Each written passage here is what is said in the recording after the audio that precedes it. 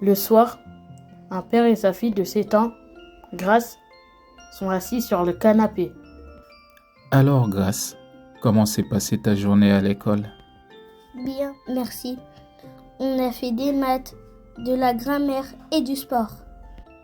C'est bien, ma fille. Et avec tes amis, ça se passe bien aussi? Oui, ça va. On s'est trop bien amusé à la récréation avec mes amis. J'ai entendu parler d'un cas de harcèlement scolaire dans ton école. Tu as entendu parler de ça aussi? Oui, un peu. J'ai entendu dire que c'était un élève de CE2 qui se faisait embêter par un élève de CM1. C'est grave ça, le harcèlement scolaire. Il faut que tu saches, ma fille, tu peux toujours me parler si tu as des problèmes à l'école.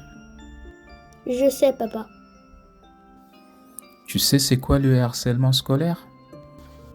C'est quand un élève est embêté, menacé, insulté ou même frappé par d'autres élèves. C'est ça, mon bébé. Les harcèlements scolaires peuvent avoir des conséquences très graves sur la victime. Elle peut se sentir très mal, avoir peur d'aller à l'école, voire même avoir des pensées suicidaires. Je comprends, papa. C'est important de savoir que tu n'es pas seul. Si tu es victime de harcèlement scolaire, il y a des personnes qui peuvent t'aider. Tu peux en parler à tes parents, à un enseignant ou à un éducateur. Tu peux aussi appeler le numéro national de lutte contre le harcèlement scolaire qui est le 30-20. 30-20, 30-20, ça sauve des vies. 30-20, 30-20, ça sauve des vies. Merci, papa, je le sais. Je serai toujours là pour toi, quoi qu'il arrive. N'hésite pas à venir me parler si tu as des problèmes.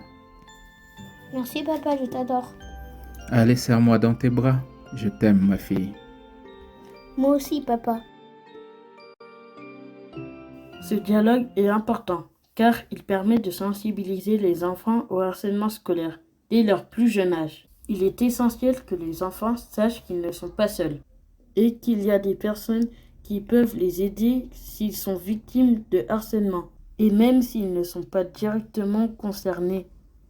Cela leur permet de savoir que le harcèlement scolaire est un problème grave et qu'ils peuvent compter sur leurs parents pour les aider.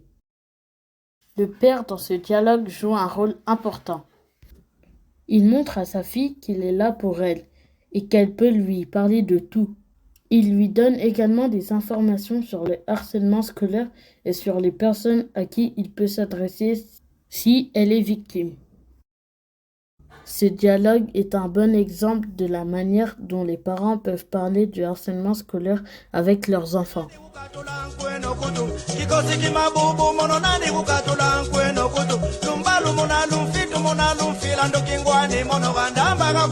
Ya ye mono bueno, ya ye